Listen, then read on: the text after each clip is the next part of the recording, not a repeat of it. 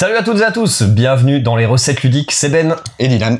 On va vous parler aujourd'hui de Kutna-Hora, la cité de l'argent.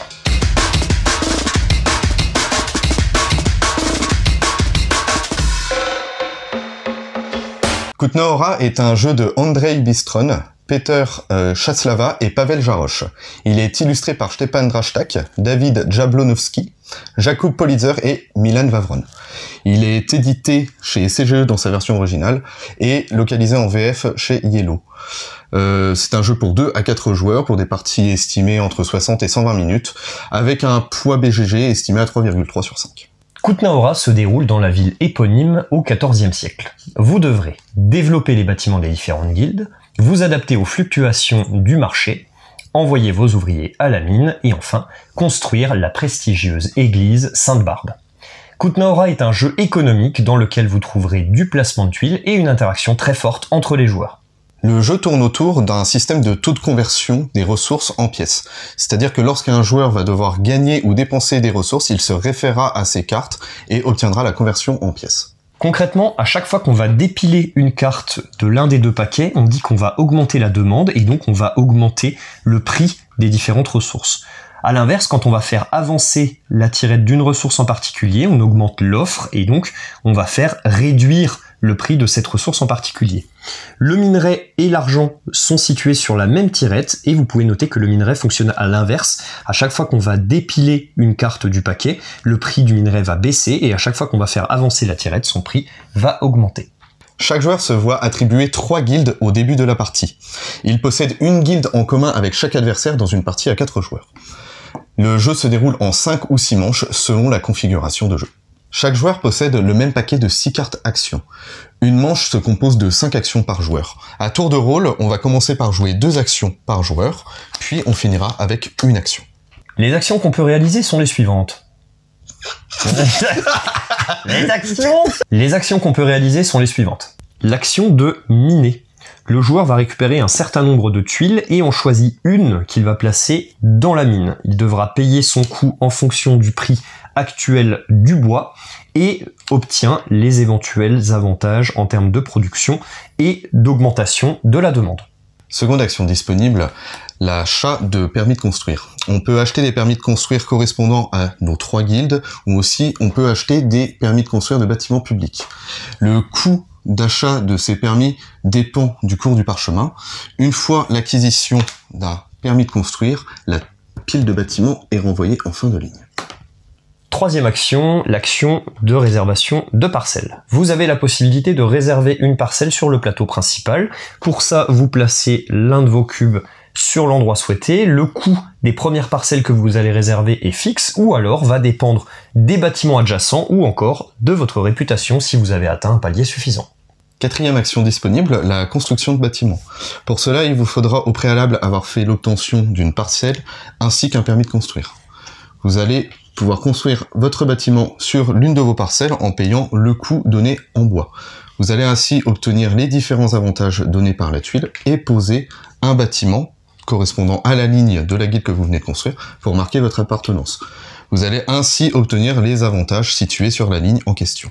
S'il s'agissait de la construction d'un bâtiment public, vous ne posez pas de maison à votre couleur, mais vous débloquez un aristocrate correspondant au bâtiment public que vous venez de construire. Ici, un aristocrate jaune. Cinquième action, l'action d'obtention des revenus. Vous allez convertir la totalité des ressources que vous produisez en pièces et vous récupérez cette somme de pièces en sachant que vous avez la possibilité de renoncer à 10 pièces pour placer un des aristocrates que vous avez au préalable ou qu'un des autres joueurs a au préalable rendu disponible. Sixième action disponible, l'action Sainte-Barbe. Il faut pour cela dépenser un jeton pélican et on obtient les avantages de la prochaine étape de construction de la cathédrale. Enfin, dernière action disponible, l'action Joker qui vous permet de faire n'importe laquelle des autres actions à condition de dépenser un point de réputation sauf si vous avez atteint un palier suffisant. En fin de manche, chaque joueur doit payer les impôts indiqués par le marqueur d'imposition ou perdre de la réputation. En plus de cela, à la fin des 3 dernières manches, chaque joueur va obtenir des points en fonction des aristocrates placés. Une fois la dernière manche terminée, le décompte final a lieu. Chaque joueur fait la somme de ses points. Tout d'abord, chaque bâtiment offre des points en fonction des symboles identiques sur les bâtiments adjacents. Par exemple, ce bâtiment orange marque 1 point et celui-ci marque 2 points. Ensuite, chaque joueur va obtenir des points en fonction des majorités sur les 4 lignes de la mine en fonction du nombre d'étoiles sur chacune de ces lignes. Chaque joueur obtient ensuite son revenu divisé par 10, arrondi à l'inférieur, sous forme de points. Chaque joueur obtient des points pour sa position atteinte sur la piste de réputation. Et enfin, le reliquat de ressources apporte également quelques points, 1 point par jeton pélican non consommé, 1 point par parcelle réservée et 1 point par permis de construire encore disponible. À l'issue de ce décompte, le joueur ou la joueuse avec le plus de points de victoire l'emporte. On va maintenant passer à la partie critique. Alors on a fait tous les deux une bonne dizaine de parties, dans toutes les configurations possibles. On a même joué à 2. Oui, même à 2. Et c'est les boîtes que l'on a ont été achetées avec nos propres deniers. Exactement. Ok, pour commencer cette partie critique, moi je voudrais d'abord parler de l'élément qui me semble le plus au centre de ce jeu, c'est l'imbrication, l'interaction qu'il y a entre les joueurs.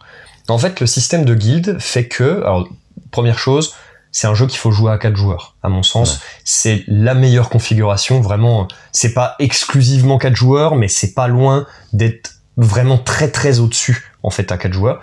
Et ce, parce que on partage justement des guildes avec les autres joueurs. Et quand on est 4, on partage exactement une guilde avec chaque autre joueur à table. Et donc ça, c'est vraiment hyper agréable, parce que à chaque fois, on est 2 sur une guilde. C'est là où le jeu est le plus équilibré, à mon sens. Pourquoi c'est fort, cette imbrication ? Parce que chaque achat de bâtiments et construction de bâtiments notamment, va faire grandement varier le prix de la ressource concernée et donc peut influer énormément sur la prochaine phase de revenus du joueur avec qui on partage la guilde.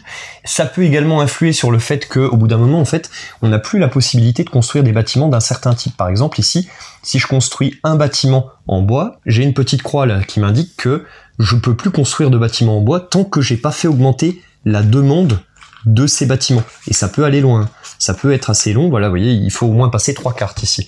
Donc ça, je trouve que c'est vraiment un système qui est très très fort. Alors, on reviendra un petit peu sur les guildes après, mais en tout cas, voilà, moi, c'est ce qui m'a le plus marqué dans le jeu, c'est vraiment cette imbrication au niveau des guildes et ce que ça amène, quoi. Ouais, bah c'est sa grande originalité pour moi aussi. Ouais. Ce qu'on retrouve moins à 2 ou 3 joueurs. En fait, à 2 joueurs, pour moi, il va ressembler plus à un jeu de placement de tuiles. Beaucoup plus classique. Voilà, exactement. Beaucoup plus classique. On va essayer de choper du bonus et de bien se placer sur la map ici. Essayer de choper de la majorité là. Mais en fait, il y a aucune interaction, aucune imbrication, plutôt, de guilde entre les joueurs et c'est ça. Je trouve qu'on y perd. Alors ça tourne bien quand même, mais on y bien perd sûr. La grosse originalité de ce jeu. C'est dommage, quoi. Qui est vraiment basé sur tout ce shared incentives qui est super bien foutu. Ah, c'est vraiment, pour moi, c'est vraiment l'élément central. Ouais. Et qui donne envie d'y retourner. Voilà, alors soit vous donnera envie d'y retourner, soit vous dira, ok, c'est pas possible, ça marche pas avec moi, je sais pas ce qu'il en est. C'est trop dépendant, en fait, de mon co-gérant de la guilde. Point que j'aimerais aborder moi personnellement, c'est tout d'abord son élégance et sa simplicité de règles. Il y a peu de choses, ça semble assez sec en fait en termes d'actions possibles. Il y a 5-6 actions différentes.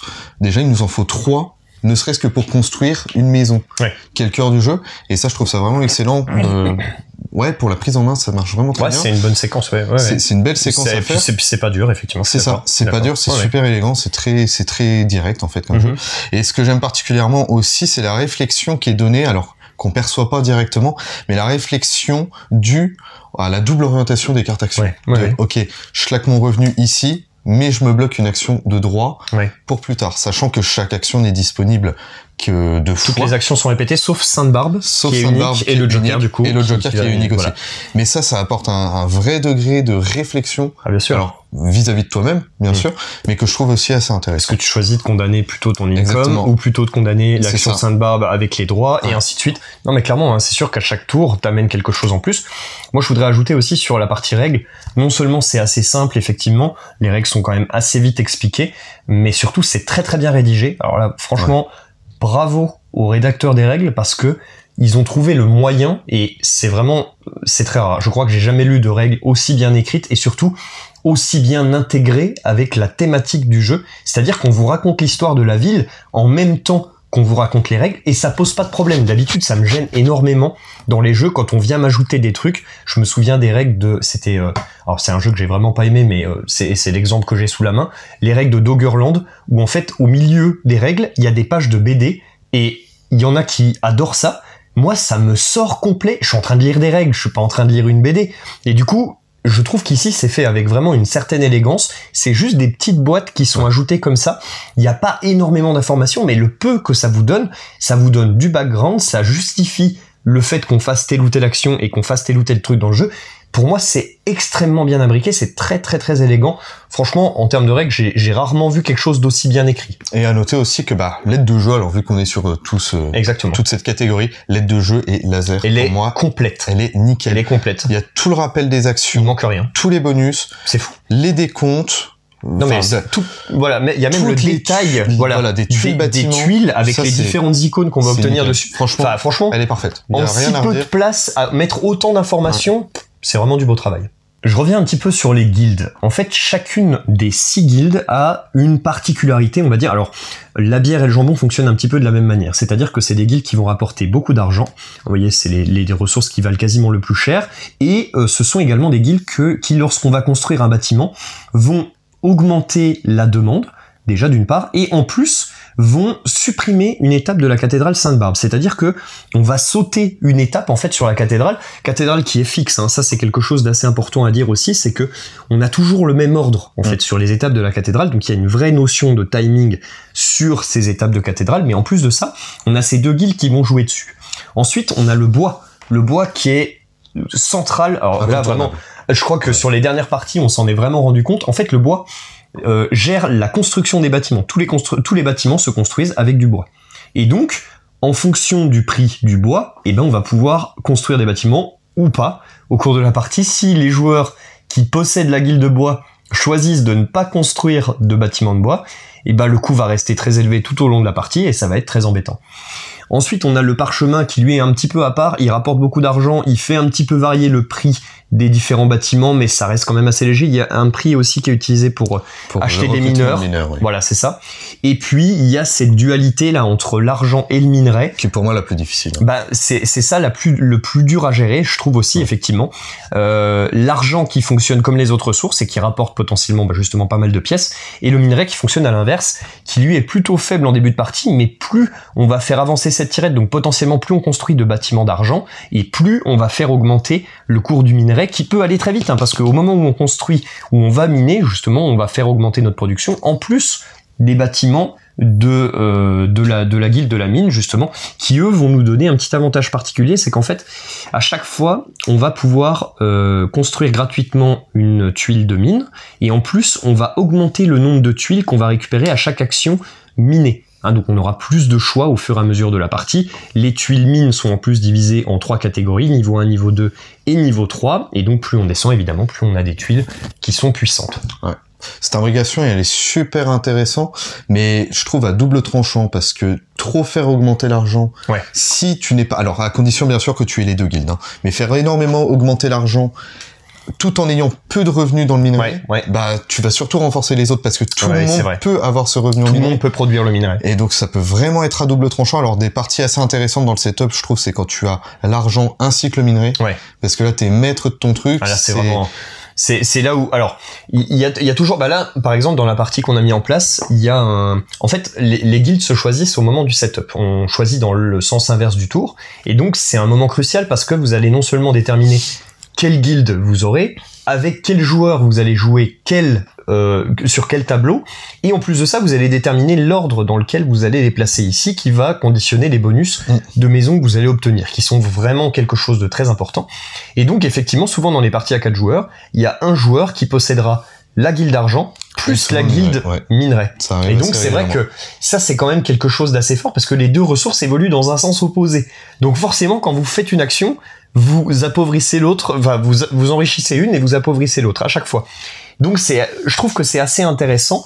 Et point particulier, dernier point aussi très particulier, de nouveau encore sur le minerai, c'est que tu vas avoir 2 de tes pistes de revenus sur les 4 qui dépendent de la même ressource. Oui, et ça, c'est assez décontenançant, ça peut être assez spécial, assez particulier. La piste de minerai, en fait, on dit que tout le monde peut en obtenir parce qu'effectivement, quand on va miner, on va pouvoir obtenir un revenu de minerai. Et ceux qu'on appartienne à la guilde du minerai ou pas. Ouais. Et donc, celui qui appartient à la guilde du minerai a effectivement 2 de ces pistes qui sont liées à ce revenu-là.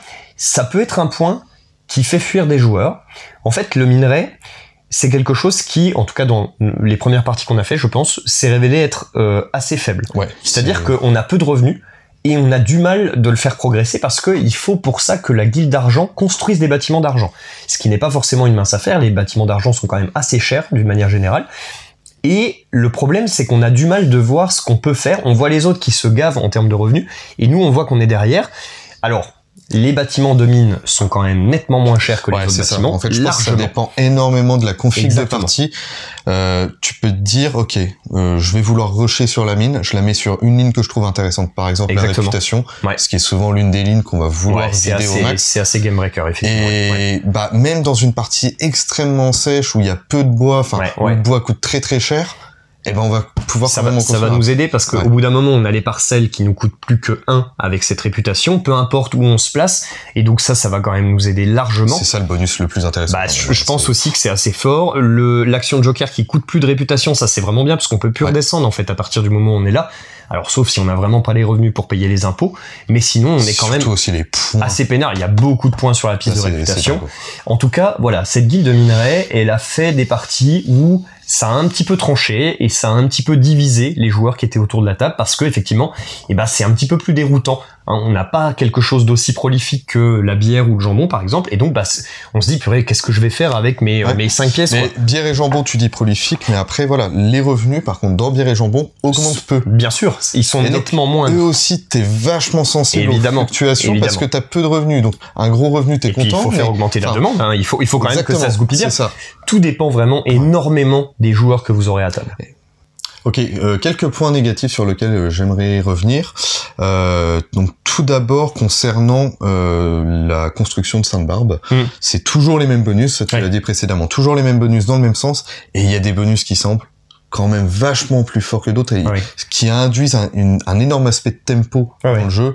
Je sais que souvent celui-ci, l'augmentation de prospérité, de réputation, ça c'est tout à fait incroyable ça. Celui-ci peut être complètement game breaker et finir la partie en fait en une fois. Il y a eu plusieurs fois où ça s'est produit. Exactement. A contrario, il y en a un qui semble assez fort et qui au final, dans les premières parties semble assez fort et qui au final n'est peut-être pas si fort que ça. C'est le double revenu. Double revenu, mais avec -2 sur la réputation, franchement ça fait très mal quoi. T'as pas envie de les perdre ces deux. Ouais, t'as pas trop envie. Sauf si t'es vraiment très avancé, mais sinon t'es non. Donc ça, c'est un point un peu dommage. J'aurais bien aimé un truc, complètement varié. Moi, j'aurais voulu aussi que ça se renouvelle un petit peu. Maintenant, c'est quand même un élément assez sensible. La cathédrale Sainte-Barbe, quand on y va, il y a qu'une seule action qui permet de le faire. Et quand on y va, effectivement, c'est vraiment pour une bonne raison. C'est parce qu'on a besoin de trigger quelque chose, ou alors de gagner un petit peu de réputation, ou alors d'avoir un effet vraiment très particulier. La construction de bâtiments gratuites peut vraiment être un effet, si ça se construit très vite au niveau de Sainte-Barbe, ça peut être un effet qui vous sort d'une situation où vous êtes dans la sauce parce que le bois vaut une fortune, que vous avez pas d'argent parce que vous êtes la guilde minerai. Voilà, ça peut être quelque chose où c'est situationnel, mais c'est vrai que moi aussi j'aurais voulu que ça se renouvelle, ou alors qu'on puisse mixer des étapes en tout cas, mais c'est vrai que ça doit être un élément qui est difficile à équilibrer, donc je peux comprendre quoi. Mais bon. Second point, pour moi, la piste de réputation est complètement incontournable.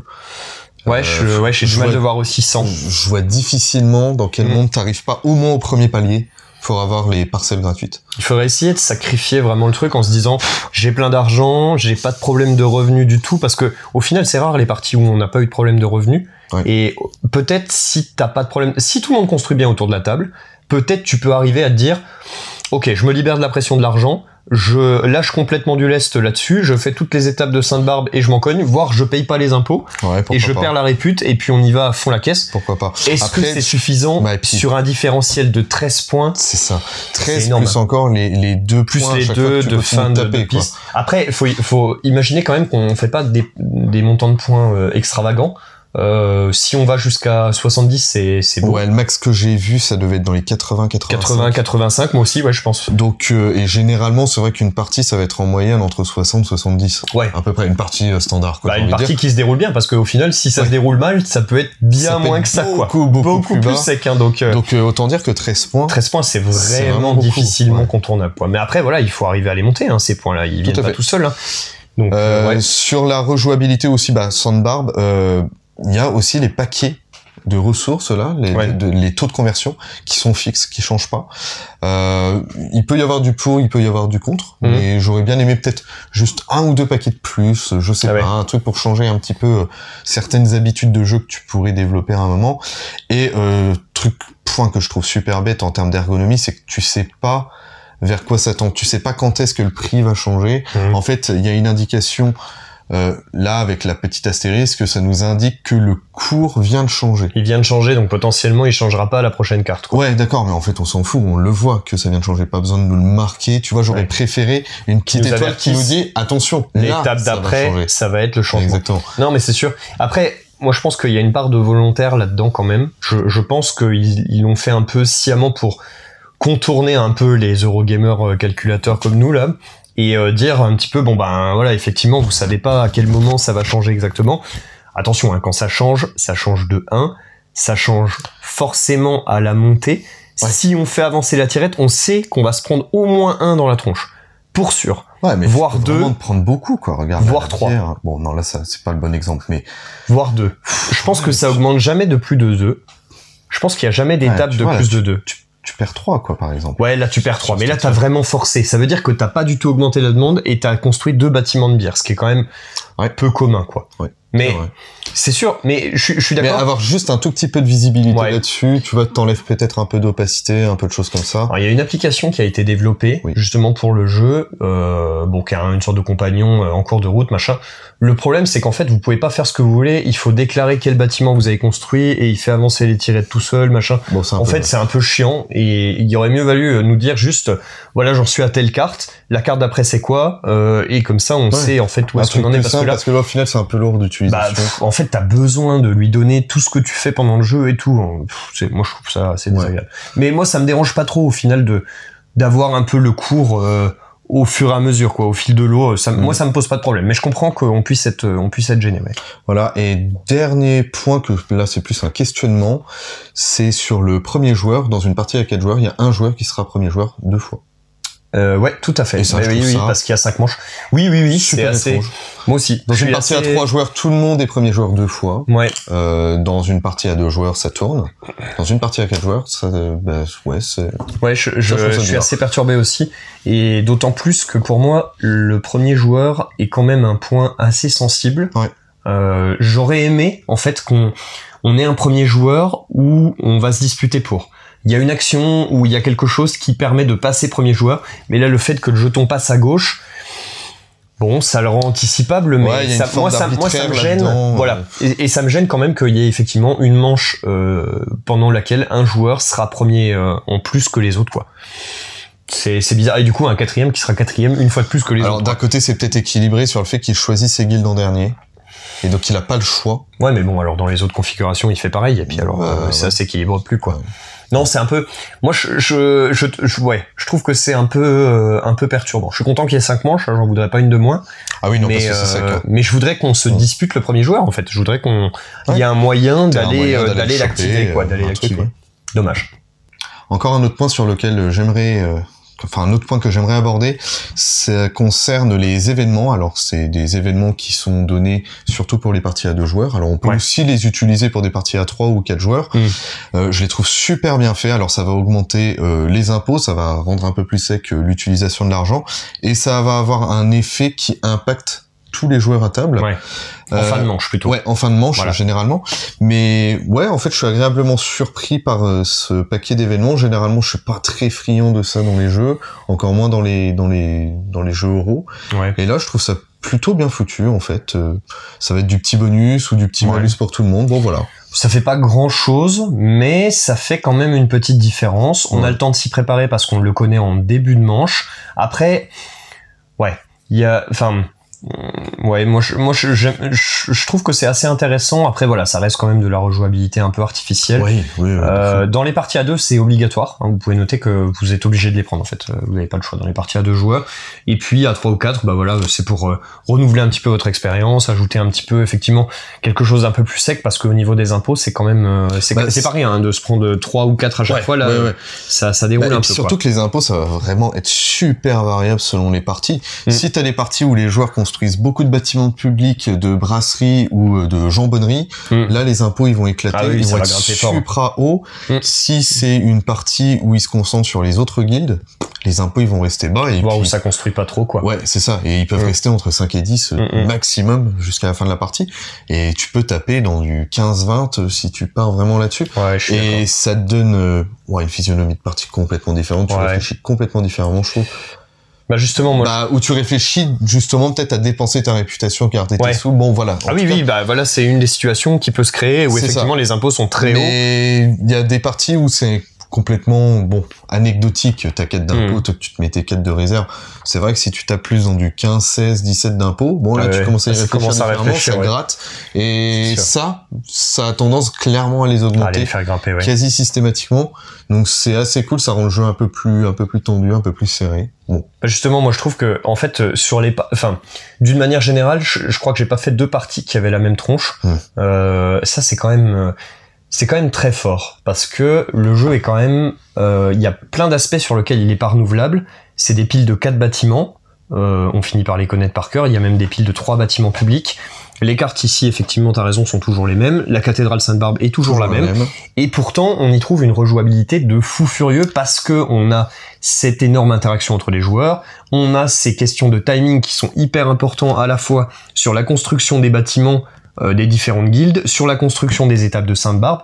En fait, j'aime bien cet élément-là, mais je trouve que il est pas nécessaire. Il est pas du tout nécessaire. Non, ça, le jeu est largement, il est autosuffisant. Il a même pas besoin d'extension tellement les parties sont renouvelables. Mais parce que tout le cœur, en fait, c'est du tempo pour moi, en tout cas, sur de la construction de bâtiments. Quel est le bon tempo pour réserver ma parcelle? Quel est le bon tempo pour réserver mon faire telle ou telle action? C'est ça. Puis t'as cette espèce de rythme un peu asymétrique de 2 actions, une action. Et là, l'action de la fin, forcément, elle a un impact qui est super fort. Et donc ça, c'est quand même assez balèze. Et d'ailleurs, c'est un truc qui peut, je trouve, au début, qui peut être un petit peu perturbant en se disant, ok, j'ai joué 3 parties du jeu, j'en ai fait le tour, mes parties vont se ressembler, il faut passer au-dessus de ça, et je fais l'erreur, moi-même, clairement, on en parle dans les voituriers à un moment donné de Kutnaora, et je donne pas le fameux Vroom Vroom Label parce que j'ai la sensation qu'on va y rejouer et qu'on va passer les mêmes parties. Eh ben non, je me gourre à mort à ce moment-là, j'ai fait 3 parties au moment où on fait la vidéo, et en fait, on y retourne, et la partie n'a rien à voir, on passe une partie atroce, le bois n'est pas touché du tout. On ne construit pas, littéralement. On est vraiment comme des glandus. On finit à 40 points, je pense. Et en fait, je me dis, putain, mais c'est génial, en fait. Le jeu peut amener cette variation. Et donc, à partir de là, on y retourne plein de fois, on déroule. Et donc, forcément. Donc, je me gourre. Évidemment, je me gourre. J'aurais dû donner ce putain de Vroom Vroom Label parce que ça mérite complètement. Ne vous laissez pas avoir par vos premières parties. Retournez-y parce que ça n'aura jamais le même visage. Ok, pour terminer, on peut parler du design général du jeu visuellement. En fait, il faut pas se laisser tromper par la boîte, parce que la boîte est dure à passer quand même. Il y a beaucoup de joueurs qui m'ont dit « Waouh, moi j'achète pas ce jeu. Qu'est-ce que c'est que cette merde ?» Ça fait ultra austère. C'est très austère, cette pièce unique sur une boîte toute noire avec juste ce truc Kutnaora avec une police en plus illisible, enfin très compliqué. Et pourtant, il faut y aller d'un petit peu plus près. Si vous regardez la boîte de plus près, déjà, vous voyez qu'il y a plein de bâtiments. En fait, c'est gris sur noir. Bon, pourquoi? Mais justement, pourquoi? Parce que c'est très joli. Parce que ça rend hyper bien. Et donc, ne vous fiez pas à son look très austère, parce que une fois que vous regardez ça, déjà sur les cartes actions, vous avez des jets de couleurs, mais c'est incroyable. C'est ultra marqué. Il y a des petits trucs argentés, dorés un petit peu partout. Il y en a sur les cartes, il y en a sur les bâtiments. Les bâtiments publics sont un petit peu dorés comme ça. C'est du plus bel effet. La map est toute argentée. Je trouve ça très très joli, très esthétique. Mais ce que j'aime bien, moi, c'est au fur et à mesure que tu construis aussi Sainte-Barbe, C'est ça. Elle se dévoile en fait. Elle se dévoile révèle. et tu retrouves des couleurs qui font très C'est peinture moyenne. ah mais je sais pas ça trop. n'a plus tu rien vois, à mais voir. C'est fou. Et je trouve ça en jette en fait. Ah, ça claque. Ça claque de fou à la fin. Ah, moi j'aime vraiment beaucoup. En plus de ça, ça rend le jeu très très très lisible. Il y a vraiment aucune Ah oui, ambiguïté. ouais, c'est clair. Ça rejoint le point qu'on donnait sur les règles tout à l'heure, mais là, vraiment en termes d'icono et tout, on y est à 100%. Moi je trouve que c'est vraiment très très réussi et effectivement, visuellement, moi je trouve ça en jette à fond quoi. Ouais. C'est Bah, et super. en fait, ça balance bien. La mine ça fait vachement Il y a un sombre. contraste de C'est malade. très noir, machin, tuck, là-dessus, c'est ultra Oh là là, contrasté. c'est Là, ça superbe. repart sur du contraste. Là aussi, enfin, ouais, c'est super contrasté c'est- dans c'est tous les très, sens. très joli. Très visible, très... C'est vraiment, ouais, vraiment du très très beau travail et ça mérite d'être souligné quoi. Parce Et que- les... le fameux Rewood. Exactement, le fameux Rewood. Ça c'est marrant. Ça, alors effectivement c'est Procédé européen, enfin, Voilà. fabrication européenne. procédé de réutilisation, de recyclage en fait du bois pour créer des espèces de composants. Alors c'est vrai que c'est une matière un petit peu bizarre. Je Bah, saurais pas c'est le vraiment, comparer. c'est de l'entre-deux, un peu bois plastique, c'est assez particulier. C'est très léger. Mais ce que j'aime bien, c'est qu'on retrouve quand même une sorte de feeling bois. Oui, ça mais fait avec- pas, ça fait vraiment pas plastique. Mais avec un détail Ouais. de zinzin. Non mais c'est très joli. C'est Hein. C'est vrai que ultra même, détaillé. même sur les portraits, les visages sont quand même assez détaillés. Et non franchement, c'est vraiment bien fait. C'est voilà, moi j'aurais voulu que ce soit un petit peu plus lourd. J'aime bien le bois justement Oui. parce que ça C'est donne des un pièces qui tout sont des fois un ouais, petit ça, peu je suis plus, d'accord. un peu plus consistantes. Non, mais voilà. Voilà, après il y a du punch évidemment. Hein. Le jeu est pas très cher, je crois. Je dirais une quarantaine, 45. Oula, un peu plus que ça quand même, peut-être 50. J'en étais plus à 50. C'est vrai? Ouais, plutôt à J'ai 50 souvenir de balles. l'avoir acheté à 45. Je sais Mais, plus. Bon, en tout cas, il me semble que le jeu est pas trop cher. En tout cas, pour le nombre de parties que vous allez pouvoir en faire, a priori, Ouais, ouais. c'est tout à fait raisonnable. Et en plus, c'est très joli, donc n'hésitez pas. Ok, donc en conclusion sur Kutnora, moi c'est l'un de mes jeux vraiment de l'année dernière, enfin parce que j'ai eu l'occasion de l'acheter l'année dernière, mais ça reste l'un de mes jeux de l'année pour le moment. Mm. On tourne cette vidéo en mai et Bah, chez Yellow, c'est sorti au début d'année, non? Ouais, je crois, un truc comme ça. Mars, un truc Ouais. comme ça. Ouais, Je pense pour, c'était pour Cannes, peut-être. Ah oui, c'était... À peine après Cannes, je Ouais, pense. peut-être, ouais. Bon, enfin, un truc dans ce Dans goût-là, les eaux-là. c'est dispo. Mais Faut y en aller. tout cas, depuis ces 6 derniers mois, sur ces 6 derniers mois, c'est Moi, je me régale. Bah, c'est l'un de mes top 3, je pense. Enfin, on est 4 joueurs, j'ai envie d'aller sur ouais. Kutna. Bah oui. Bah, c'est un de ceux qu'on a le plus joué, hein, je pense. Ouais, tout à fait. En jeu euro assez lourd. Et donc, ouais, c'est franchement un plaisir, quoi. Moi, c'est vrai qu'aussi, C'est si un on est plaisir. 4, je me régale, quoi. Et pour l'occasion, alors c'est marrant, c'est un jeu qui est pas très long. Même Non. à 4 joueurs, Ouais, c'est en quoi, c'est 1h30, 1h30, ouais. on arrive à boucler le truc. Et donc, c'est vraiment très agréable. Donc, bien sûr, ça n'enlève rien au charme du jeu. Et ouais, franchement, super belle surprise. Hein. Moi aussi, je suis d'accord, c'est un des Ouais. meilleurs de 2024 hein, pour le moment. Et, Très clairement. et donc très plaisant. On s'est régalé. Merci d'avoir regardé cette vidéo. C'était Ben Et Dylan. pour les recettes ludiques. Et on vous dit à bientôt. Salut! Message de la PCL. Lisez, écoutez et regardez des avis contradictoires. N'achetez pas sur un post ou sur l'avis d'une seule personne de référence. Testez les jeux dans votre café-jeu, ludothèque, en boutique ou encore en festival. Ceci est un message de la prévention du chouinage ludique.